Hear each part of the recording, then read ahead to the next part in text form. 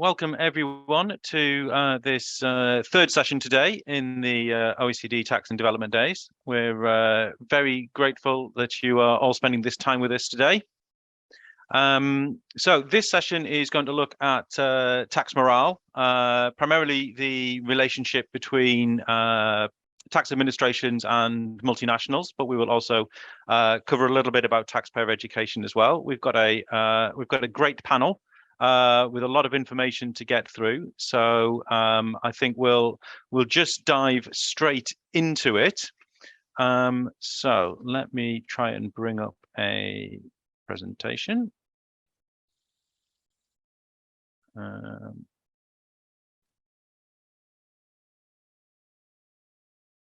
Okay, Rene, can you give me a thumbs up if that is all sharing perfectly?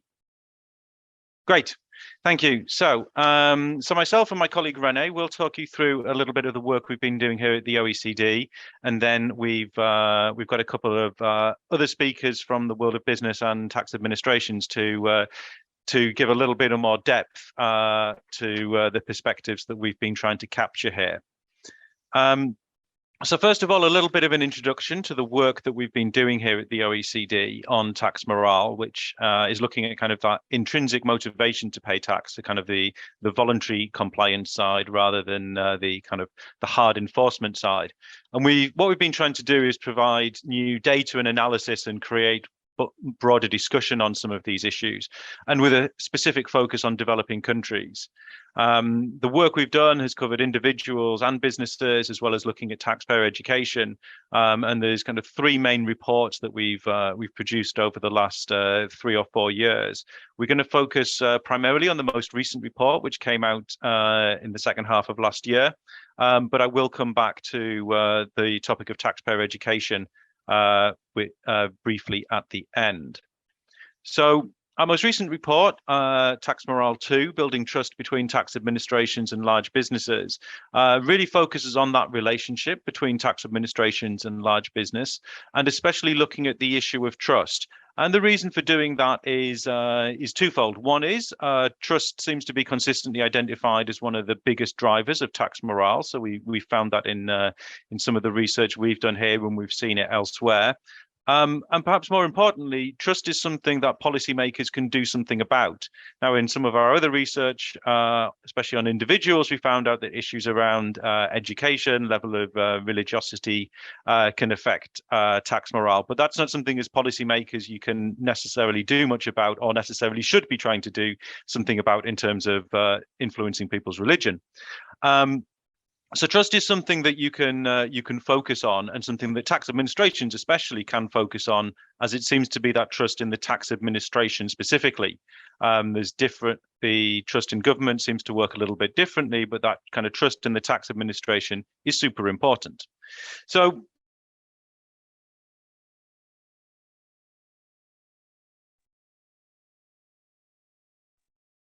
I think you're on mute. Okay, yeah. Yeah. So for this report, we combined 3 inputs. So we had some work that we'd done previously on multinationals' perceptions of tax systems through a tax certainty survey.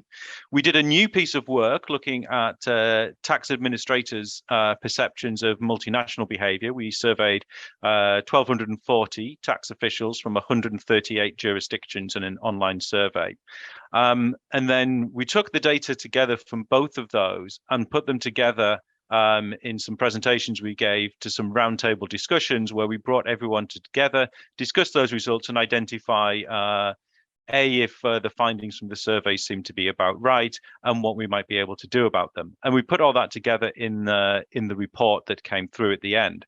So I'm now going to hand over to Rene, who will talk you through the results from the tax administrators survey. So Rene, just tell me when you need me to change slides.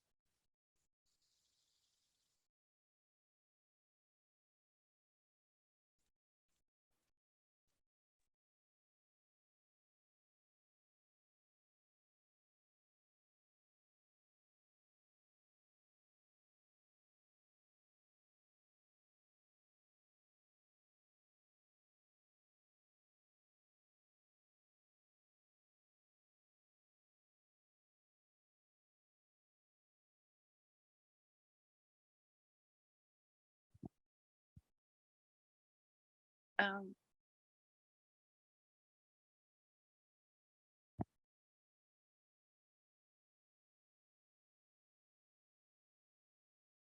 Hi, can you hear me, Joe? Okay, we can hear Renee. It's completely gone silent. Can I ask him to maybe check his sound settings? So next to the microphone, the little arrow going up, if he can go ahead and make sure if he's wearing headphones that it has the appropriate setting. We can't see him or hear him.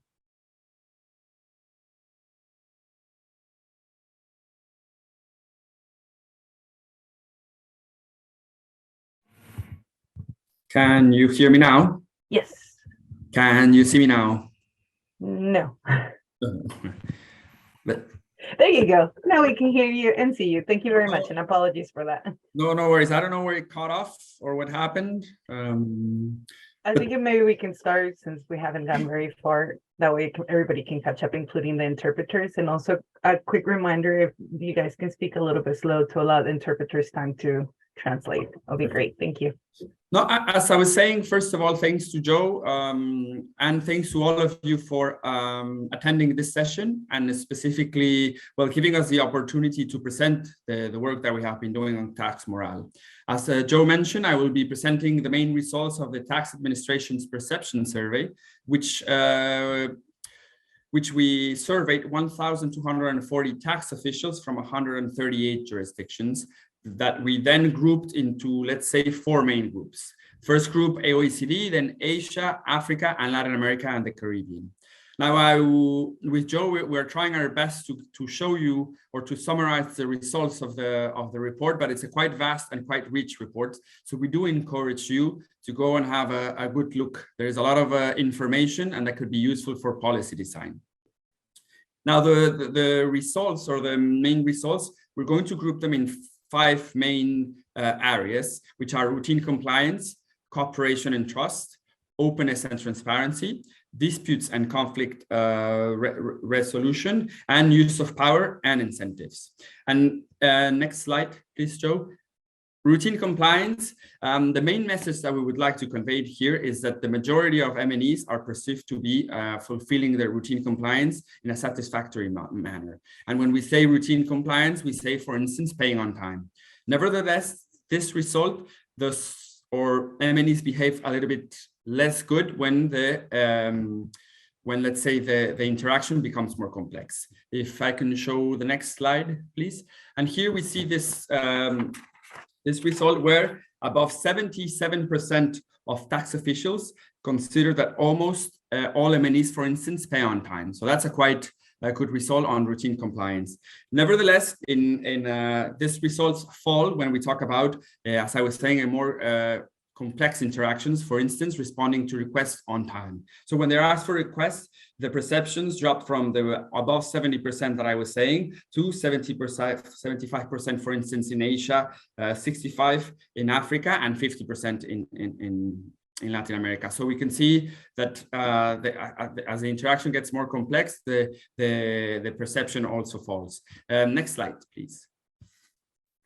Now, when we talk about cooperation and trust, we would like to convey 2 main messages. First of all, tax officials are generally perceiving that MNEs are cooperative. This, in case we will see, not in the case of Latin America. Nevertheless, cooperative does not mean trust, as trusted information provided to tax authorities is limited outside the OECD, especially in Africa and in Latin America. Joe, can we have the next slide, please? And here we can see that, for instance, more than 60% of tax officials see MNEs as cooperative. with the exception in LAC that we're talking about around 50%. Now here, what we did in the report is we used the previous information we had on tax certainty survey, and we compared it with this information to try to understand what could be possibly going on in LAC and overall in the MNEs. No? And we see that in LAC, for example, one of the main issues is that is the misunderstanding of the law as it is signaled as a higher concern. Now, we believe this could be related, or this could be partly explaining this result. Now, in general, from the tax certainty surveys, we see that MNEs in general have a good relationship and a good perception on the tax administration. So on the other side of the coin, we're doing quite fine. Nevertheless, they do signal some areas of improvement. For example, unclear legislation, considerable bureaucracy, complicated organizational structure, or for instance, if there are guidelines in place that are not being used. And I was mentioning, next slide, please, Joe, that even though they are cooperating, cooperation does not necessarily is synonymous of trust and openness. And here we see that 53% of officials in Asia, 43% in Africa, and 37% in Latin America say that the information from the large business can be trusted, which means there's a gap there that we need to fill and to improve. Next slide, please. Now, when we talk about openness and transparency, here we won't go too much into the details, but we do encourage you to see the report as there is much more on it. But we would like to convey at least the main message that in the case of Asia and OECD and Asia, MNEs are more likely to explain tax policy than not. This is not the case necessarily, for instance, in Africa or in Latin America.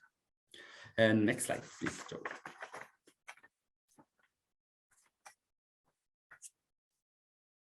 Here, similarly to the cooperation and trust, we would like to convey two messages. First, that MNEs are generally perceived to be cooperating in the resolution of disputes, but that they are not always doing so, or they are not being perceived to do so in good faith. And this is the case when we look at the results. Joey, if you can see the next slide, please. Thank you. Over 60% of tax officials are saying that most large businesses are cooperative in resolving disputes. Nevertheless, this is not the case when we talk about acting in good faith, where the results fall. Here we're talking about, for instance, almost in 54% in Africa and in Latin America. So, as I was mentioning, they are perceived to be cooperative in resolving disputes, but not necessarily or they are acting in good faith. And here we did the same. Here's where, for instance, the roundtables are quite useful. We brought these results to the roundtables to try to understand what was the reason of this fall or this. Or these results, and we saw that we saw that there were three main results that came out. First is there's a high level of rigidity that could lead to uncertainty in disputes. Second, there's a lack of process, and there's absence of dispute prevention mechanisms. For example, informal channels to try to discuss or to solve the issues before arriving to a judicial, let's say, appeal. And the last one is some businesses are perceive that some jurisdictions take an arbitrary approach to audits, which they could be considered quite harsh.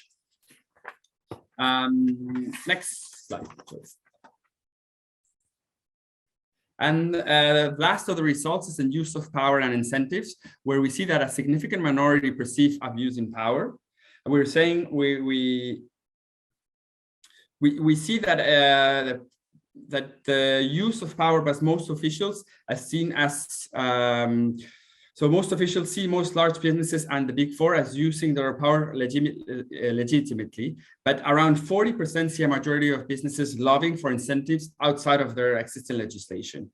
So, for instance, in Africa, 25% of officials see that private sector is hiring tax administration officials to influence ongoing cases. So we see that there is there as well a space to improve.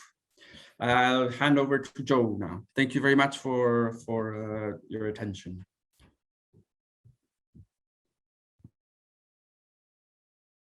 You are in mute, Joe.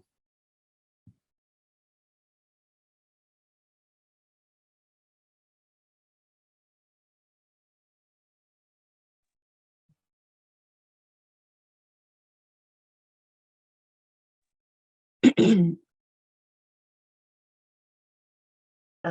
we're having the same problem. Joe, I'm gonna mute you and then ask you to unmute, see if that works.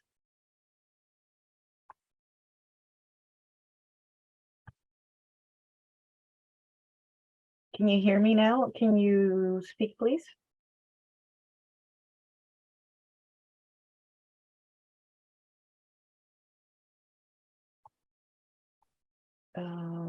Yeah, we can hear you. Hold on, okay, how about now? Can you try speaking again? Can you hear me? Yeah, I can hear, if that was you, Renee?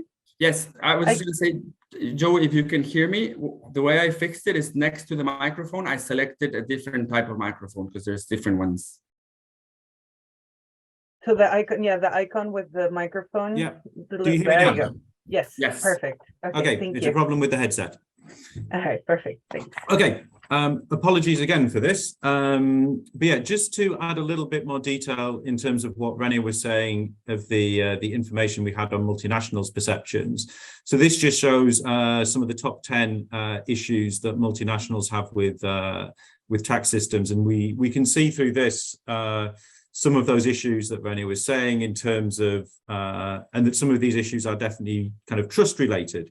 So issues around unpredictability of the tax system, lengthy processes, lack of clarity of legislation, and lack of understanding within the tax administration. And so when you take these together with the perceptions from tax administrations, you can see how vicious circles can emerge, as both tax administrators and taxpayers are trying to deal with complex, unpredictable processes where there's little trust or predictability in the behavior of counterparts. You can see how trust can continue to be eroded. So if it's also too easy to see how the vicious circles can be created, how do we create a more positive process so that taxpayers are more inclined to be compliant and tax administrations can therefore focus their efforts on the non-compliant? And so this was really the focus of our roundtables, where we looked at what some of the tools might be to build trust. And I'll just go through these quite quickly. We identified 4 kind of key areas where we think that there's scope to build trust. So firstly, in terms of compliance and audit strategies, and here we see that cooperative compliance is seen by many, especially in the business sector, as a goal. But there are questions there in terms of the resources being in place in developing countries. So whether or not this is a feasible starting point, but at least making sure that using risk-based approaches to audit so that taxpayers feel more confident that their attention is merited when their attention, and they know that if others are much more aggressive, they're much more likely to face an audit. And that kind of leads on to this issue around expectations and accountability of behavior. And this seems a really important tool to help build trust. And we can see there's a range of tools that might be there. And there's several examples, such as the use of ombudsmen, the use of guidelines, use of tax control frameworks, and the use of business principles, which we'll hear a little bit more about in a minute from one of our other speakers. By far and away, the area there was most agreement on in terms of where efforts are needed is around transparency and communication. And that seems to be where trust can be won or lost most quickly. So how do we look at improving the dialogue between taxpayers and tax administrations? Not just creating the spaces for it, but how you maintain it. For countries that are non-Anglophone, language was often cited as a huge problem when dealing with multinationals, as there was often challenges in getting communication in the local language. But another thing in terms of communication is focusing on the use of information that is valuable rather than just huge data requests that cause problems for tax administrations to deal with, but also for taxpayers to comply. And we also identified a range of areas where there's necessity for capacity building programs. And this is capacity building in both the public and the private sector, especially for some multinationals that have small subsidiaries in developing countries. Capacities can be very low there as well.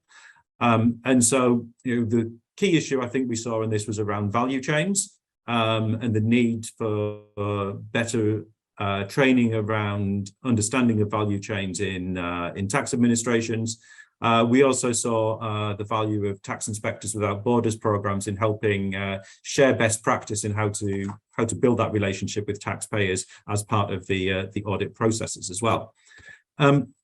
Just in terms of further actions that we think could take place from here, because so many of these things are country specific in terms of what the real issues will be, thinking about country level strategies will be super important, and we're working on how we can develop some kind of stock taking tool here at the OECD to help with that. Capacity building, so a couple of the things that we've already mentioned, looking at what does cooperative compliance look like in developing countries, how we can do more to support training in value chains, some of those kind of softer professional skills of communication as well. And so we'll think more about what we can do here. There was a lot of support for the business best practices from our survey, but also identification that could be improved. And Tatiana will say a little bit more about what the business world is doing on that in a second. And then there's a few areas where I identified there could be further research possibilities. So how do we understand how relationships are built, and are there new processes that can facilitate multilateral dialogue?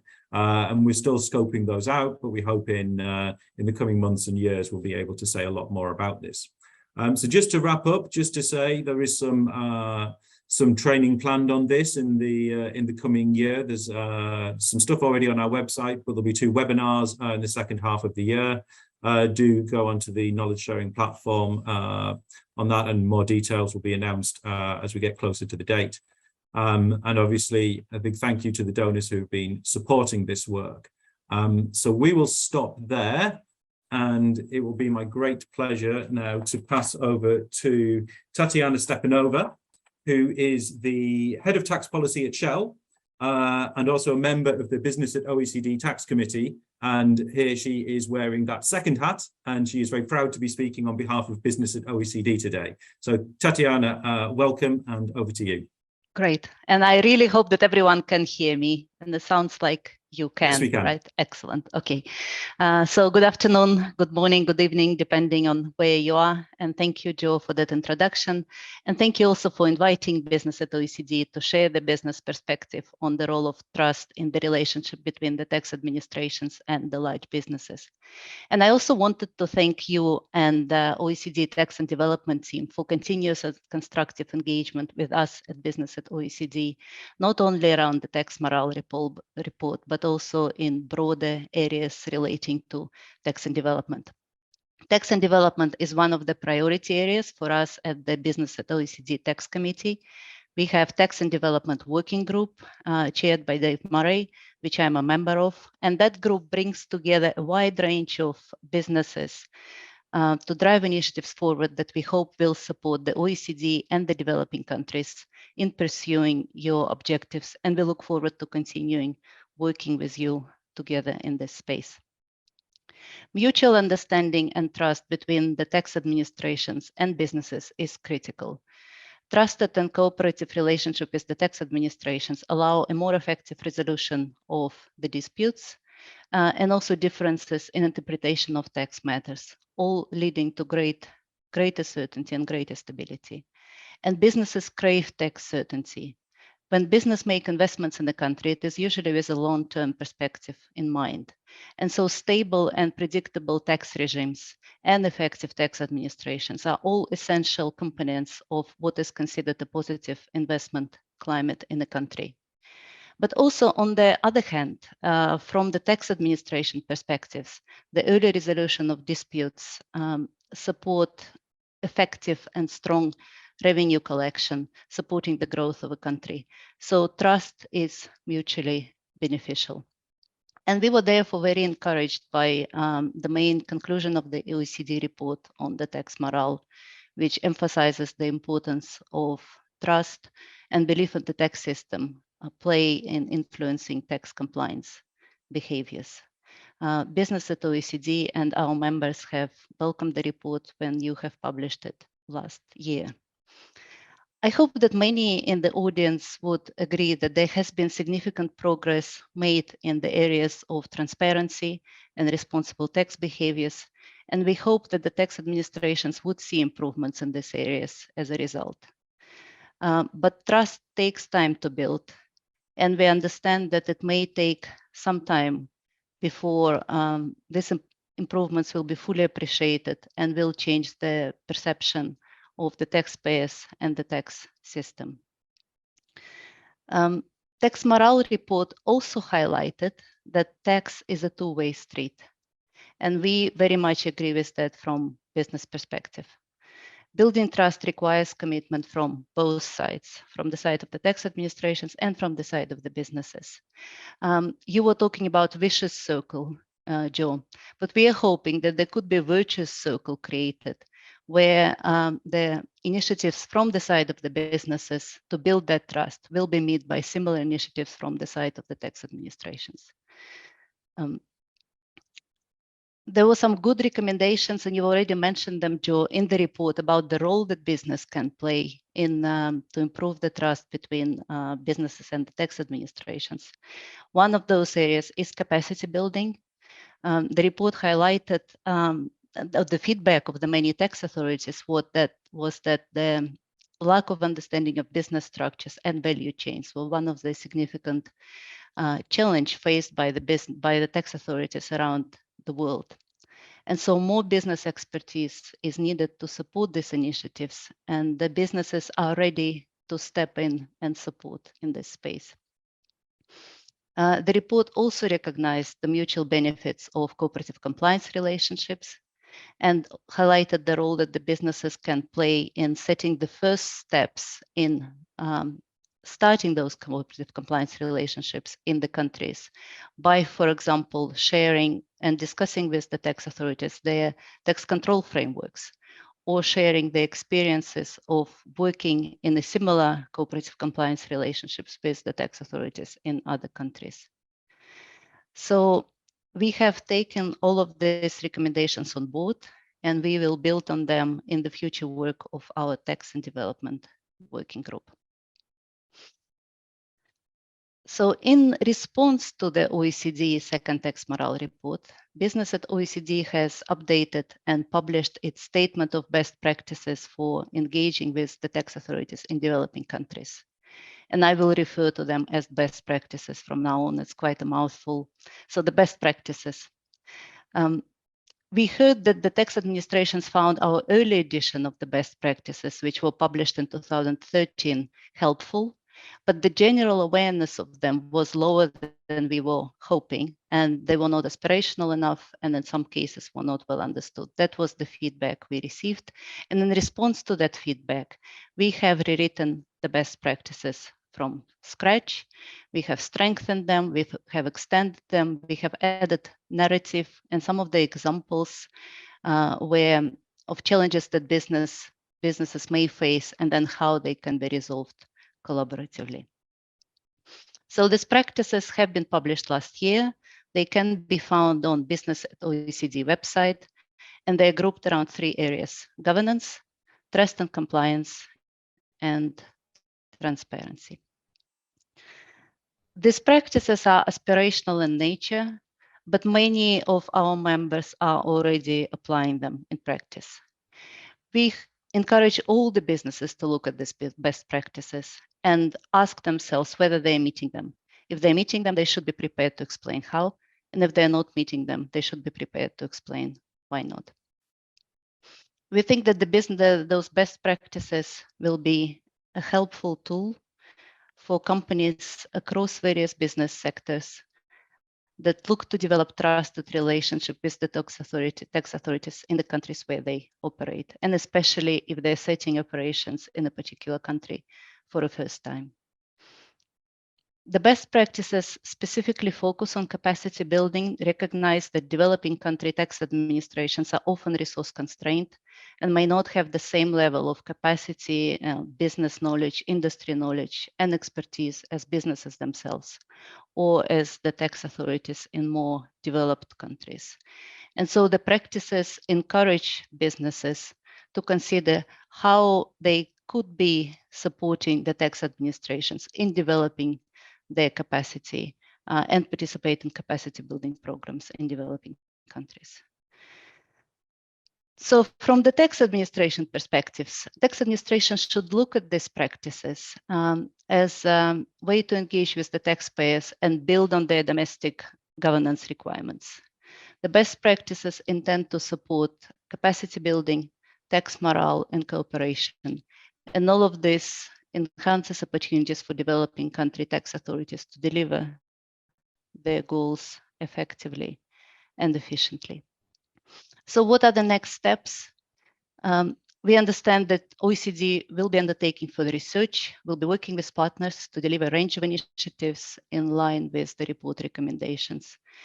And business at OECD will continue to work with OECD and with other partners to provide expertise and support to the tax administrations in helping them to shape their contributions to improve tax morale and build capacity. Our members understand that raising tax revenues and multilateral, multi-stakeholder dialogue are all critical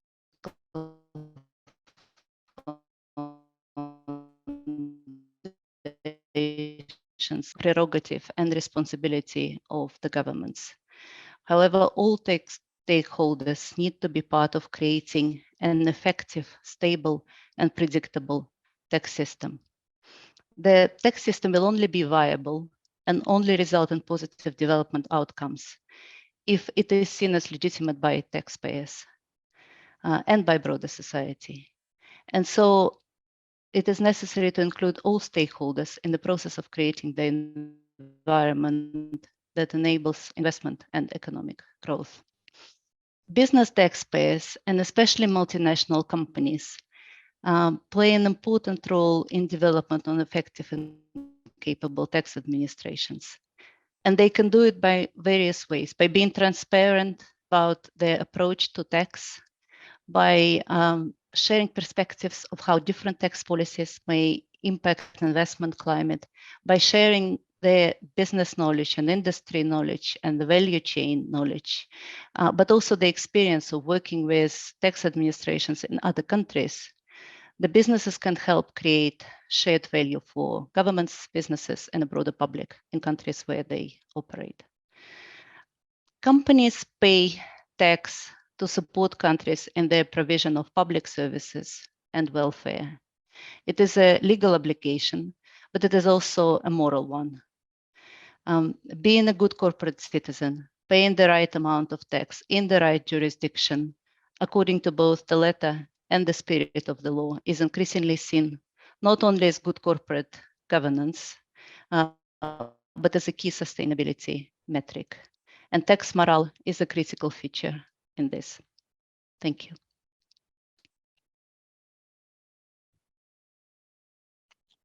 Great. Thank you, Tatiana. I'm hoping everyone hears me again this time. Perfect. Great. That was really great, Tatiana, and great to hear how business has engaged on this topic and is committed to continuing to do so. We will be holding you to your words in the coming months and years.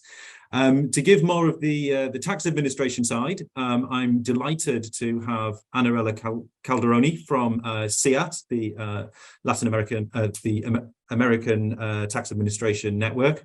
Annarella will tell you exactly what CIAT stands for because my Spanish isn't good enough to pronounce it properly.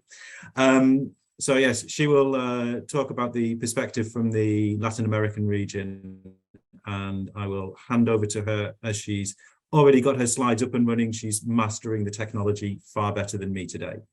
Thank you very much, Joseph. It's a pleasure to be here. Thank you for inviting us. I am Annarella Calderoni from the Inter-American Center of Tax Administrations, international tax expert. And yeah, I guess I'll just dive right in. So there we go. Why is tax morale important? Well, I'm sure everybody has read the reports that we've been talking about. And so tax morale is essentially defined as the the drive for people to pay their taxes. And since it's an intrinsic drive, it must be induced instead of imposed. So how could we do this? Through influencing factors that are highlighted in the report and were highlighted by Renee, such as education, age, gender, trust in government. And so why is it important? Because by creating a better culture or a more trust, it induces voluntary compliance, which eases the burden on the tax administration and creates a fair system for everyone. So what factors can influence this? As you mentioned, Joseph, so there are ways to build a positive relationship, and it requires action on both sides. For example, no unjustified attitudes on the side of the tax administration, or for the side of the multinational company or private side, it would be to do everything that's in your power to comply. So there needs to be, as mentioned, I don't want to repeat, so transparency and certainty, reducing opportunities to cross the line. For example, on the side of the tax administration, it could be to increase communication channels, and on the side of the multinational, it could be to adhere to a strict company culture against bribes, for example, if there is a commitment to work together against corruption, and promotion of good governance frameworks on both sides. So these were more talked about in previous slides, and then we're going to go to some of the areas to focus on from the side of the tax administration in order to be able to improve tax morale. So focus on internal control issues in a broad sense, include a moral focus in the institutional architecture and vision, having sanctions that fulfill their purpose and maintain proportionality, transparency in risk assessment and taxpayer ratings in the audit selection process, rewarding or recognizing good companies for their compliancy, collaboration with other government entities could also help to prevent and combat crimes, which would improve the overall relationship. Offering taxpayer assistance programs and available communication channels was highlighted previously, and simplifying processes for compliance through technology or re-engineering, such as, for example, electronic invoicing or pre-filled declarations. And finally, offering dispute prevention and resolution options, for example, like an ombudsman. Next. So on a more concrete level, what are some strategies that we've seen tax administrations implement? Well, one way to induce tax morale is to improve the management or transparency of government resources. So one suggestion would be to implement a mechanism for accountability and rendering information regarding public expenditure. For individuals, tax morale could be more influenced by personal beliefs or sentiments regarding their perception of the quality of social services or others. Meanwhile, for multinationals, it could be that they have a more objective vision, seeing their tax obligations as just another necessary business expense. So it's suggested to tailor and design the tax morale strategy based on the characteristics of the taxpayer and the business sector that is being targeted. Then having knowledge regarding the functioning of the tax system will help increase the understanding as to why it's important to pay the fair share. And also, it's hard to comply with something that you don't know what your obligations are. So another suggestion for tax administrations is to implement tax education programs or taxpayer assistance programs. And finally, as mentioned by you, Joseph, creating a dialogue for communication is key with taxpayers. Two examples of this, one was in Costa Rica when they had a security issue last year with the tax administration that caused a temporary blackout of their systems, but they were still able to communicate with the taxpayers thanks to the director being very active on Instagram. And also there are a few countries that have WhatsApp line. For example, in Panama, you can just text the tax administration through the WhatsApp app. And lastly, conducting surveys is the one done by the OECD, but internally from the tax administration or independently. Surveys regarding government issues. This could help to identify and evaluate what are most important topics in terms of public perception for the tax administration to work on and increase tax morale. And finally, what is some CIAT work that is being done on the part of our organization regarding this area? Well, we're facilitating discussions and highlighting good practices at events, workshops, and webinars such as this one, disseminating international initiatives like ICAP and other cooperative compliance programs that have been adapted for low capacity jurisdictions. We have been including these issues in technical assistance programs when these are requested by the countries, and preparing documents that can help tax administrations to be more efficient and transparent, such as, for example, there is a manual on implementing risk management systems, a manual on ethics, on human resources. We've also been assisting tax administrations in adopting electronic invoicing and adopting digital economy compliance tools for digital service tax and others. So that's what's being done on a CIAT level. And that's it. Thank you very much for your attention. Great, thank you, Anarella. That was a great summary of some of the issues and the work that's being done in tax administrations and by CIAT, and fantastic to hear some examples from some of the countries as well in terms of how they keep that communication going through different methods. So that's we've now got some time for some questions, and I see the chat has been quite active. So we'll see if we can address some of them as we go through. So just looking at some of them here. Bueno, ella quiere seguir hablando, por mí que siga. Okay, so there's a question in terms of where there's foreign direct investment, how can authorities discourage multinationals from continuously expecting tax exemptions?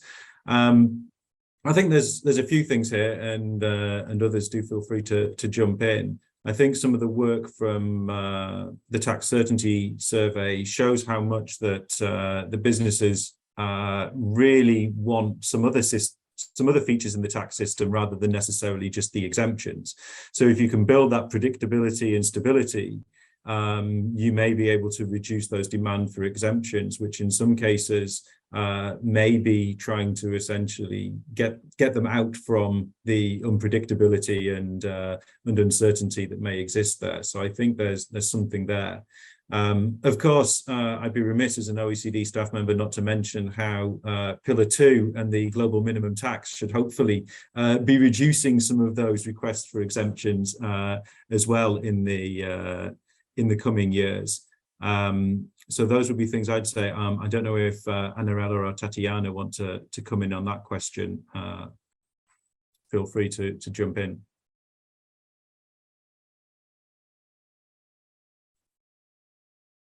I can only second what you said, Joe, that I think the key for the businesses is the stability and tax certainty.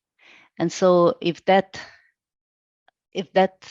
administrability of tax system is there, if that tax certainty can be achieved, that exemption is not necessarily the first thing on the business's mind.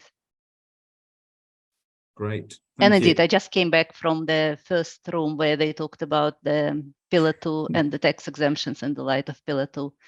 So there'll be considerably less of those going forward. Yes, we definitely look forward to seeing how Pillar 2 changes those dynamics, and hopefully it gives some power back to developing countries to be able to reduce some of those pressures.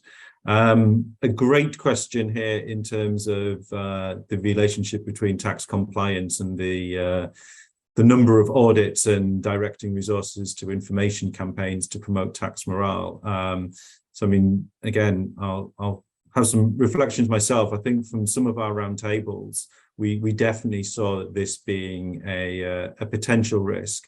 I think a lot of it depends, I guess, in terms of the level of compliance that is there already. I think what creates real problems is when taxpayers who feel that they are, compliant and taking significant efforts to be compliant find themselves being repeatedly audited, and maybe perceive that their competitors who are perceived to be more aggressive perhaps aren't.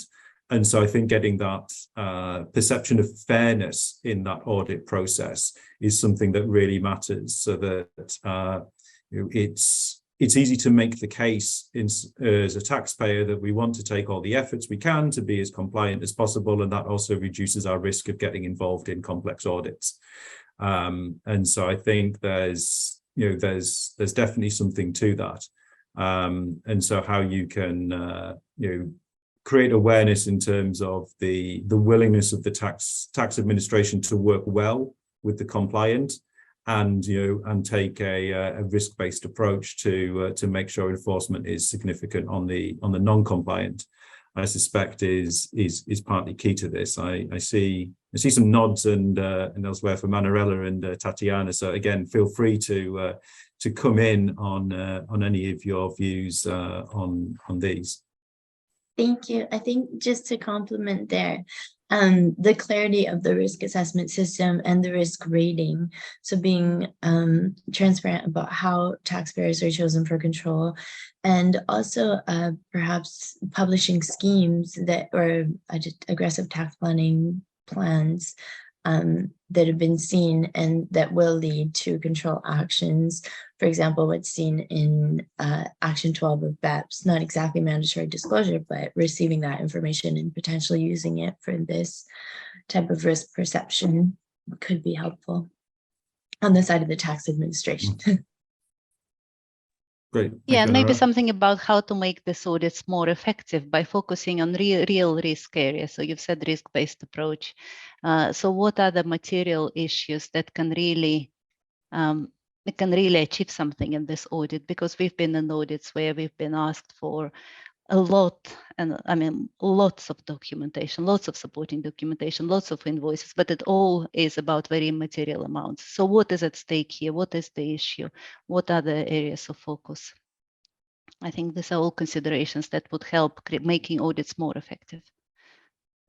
Great, thank you. And yeah, that was a point that I think came through in our roundtables around that distinction between information and data, and so making sure that the process is focused on the information that is useful and material to the process, and rather than huge amounts of data that can take a lot of time to generate and may not be ultimately that useful for the tax administration either.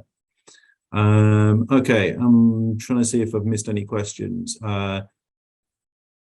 There was a question in terms of the need to look at non-multinationals in especially in small developing countries. That's definitely the case.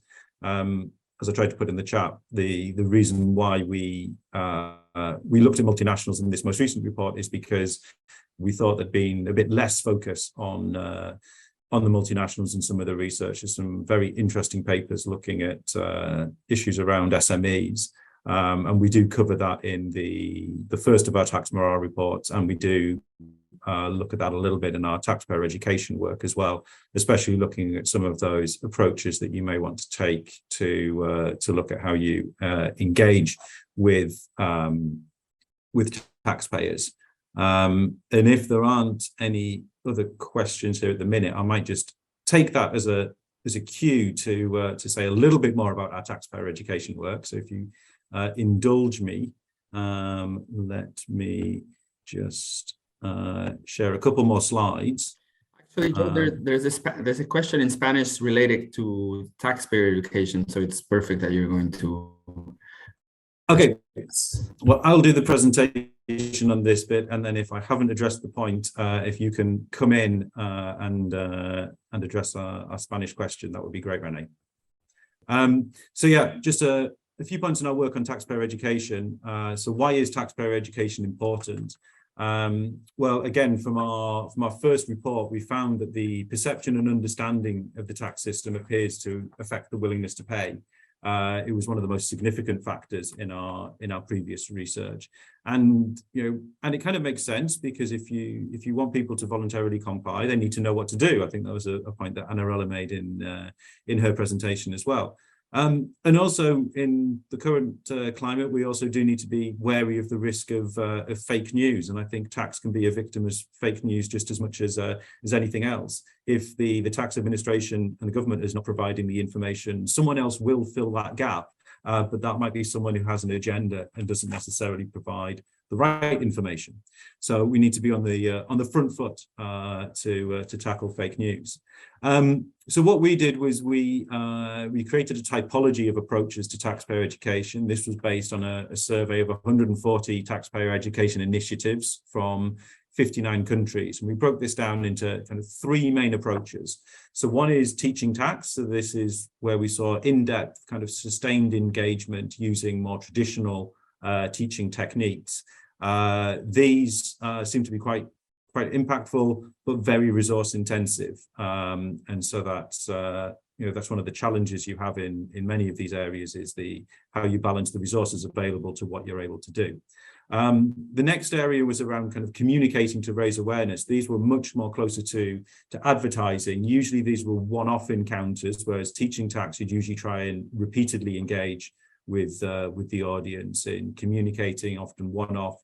And these could be looking to raise awareness of specific times, new rules, or in many cases trying to reduce that fear or lack of trust in the tax administration. We saw some really fascinating examples of where you would have tax administrations with booths at cultural fairs and other events where they'd be there in a much more relaxed environment and trying to break down those barriers for people who hadn't necessarily engaged with the tax administration before.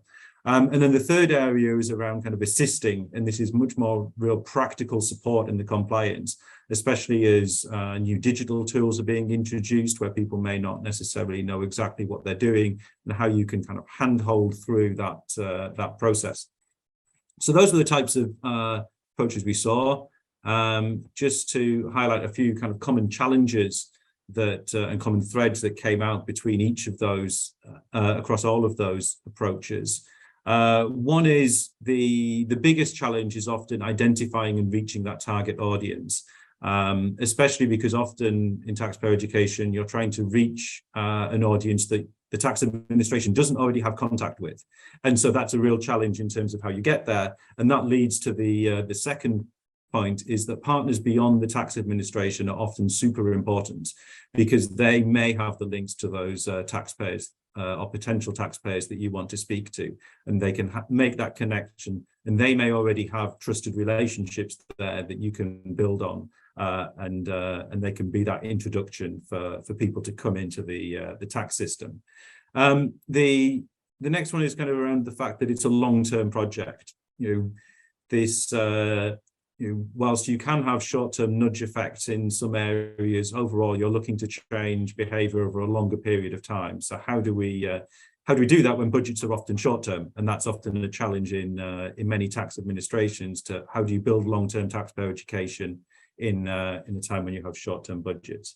The timing of delivery can be vital. That's very obvious in something like a campaign to get people to file before filing deadlines. But there were some other interesting examples we found as well. There was a lot of initiatives working with students, and the timing there can be really important. We saw some examples where the tax modules came right in the run-up to exams, and the students are entirely focused on their exams, and so paid very little attention to the module that was being taught on tax. So thinking about how you make sure you're getting the timing right for when your audience is receptive to take it. And then lastly, around monitoring and evaluation, we see very limited monitoring and evaluation of these programs. And so there's not enough understanding of exactly what works and what doesn't. We hope that the report that we've put together kind of helps towards this process and thinking a little bit more and understanding how they work, but there's a lot more work to be done there. And we think there's a lot of potential for tax administrations to partner with academics to really try and look into the monitoring and evaluation processes here. again, especially thinking about how we can do that over the longer term, as we know, this is a long-term process. So we do encourage you to find out more. We've abridged our report, and we have a highlights brochure, which is available from today in English, French, and Spanish. And then there's a full report, which has an amazing annex, which has all details on all 140 initiatives as well. So if you need inspiration for any work that you're doing yourself, the report is a fantastic resource for that.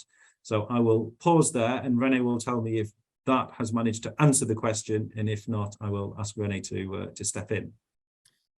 I think we're good. I think we're good with the presentation, Joe.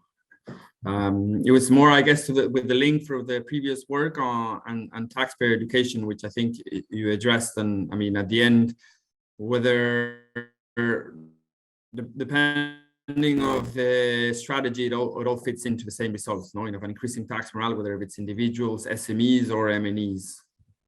Great. Okay, so we have a couple of minutes left.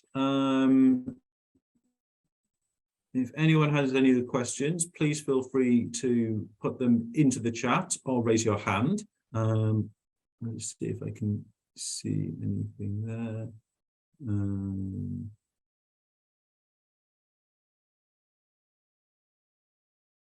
I see from Delary in Jamaica, I feel that I need to read your PhD dissertation now. But yeah, I mean, your point in terms of taxpayers incentivized not to comply because deterrence effect was low. I think, you know, there's a complex set of interactions between the deterrence effect of enforcement, and then the kind of the positive effect of trust in the tax administration, the ease of facilitation. The World Bank has done some interesting work in this, and I encourage you to read their Innovations in Tax Compliance report, which sets out this kind of enforcement facilitation and trust dynamic, and how these three areas kind of interlink to help build that compliance environment. Now, obviously, we in our tax morale work are focusing very much on that kind of trust piece and the facilitation piece. And yes, the slippery slope effect in capital letters is well noted there. So yes, I think, you know, we're trying to focus on one piece of it. I'm sure in time we will get into some of the enforcement challenges as well, but we feel others are maybe focusing on them significantly. What happens when the compliance challenge involves international trade and cross-border challenges? Yeah, so I mean, I think that, I mean, Tatiana may be able to speak well about that, being a multinational who definitely has international compliance challenges. I mean, from the OECD side, Annarella mentioned things like ICAP, which are there to try and help with that process, and we think there's more potential to explore some of those things.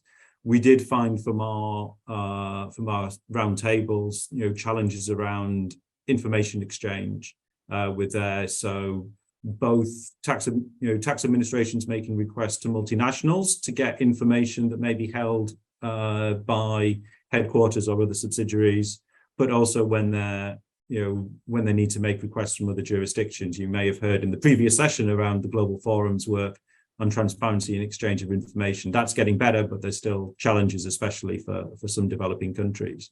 So there's still more work to do there, but I'll pause there and let Tatiana or Annarella come in, because I know these are issues that they may have thought about as well. Yeah, so now maybe just to say that indeed that was also something that came up in the roundtables, and we have tried to address it in our best practices, where we said, yes, that it's important the businesses should be prepared to, multinational businesses specifically, should be prepared to explain how their operations work, because some of the charges may be related to central charges, there may be intercompany transactions, and the businesses should be able to explain how they're structured, how the transfer pricing works, etc. Very brief answer given the time. Great, thank you. I was just thinking for cross-border compliance.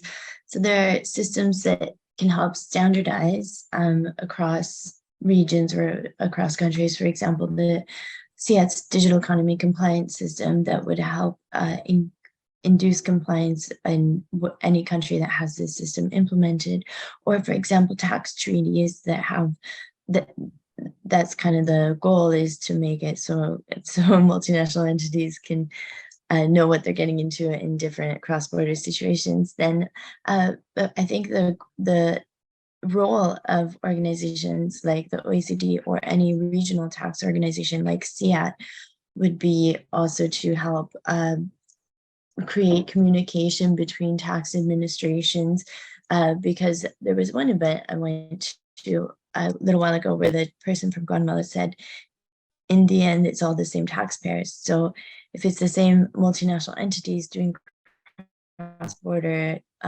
transactions, and then the tax administrations are dealing with the same problems, and there could be like more communication between tax administrations to get everybody on board and recognize what's going on.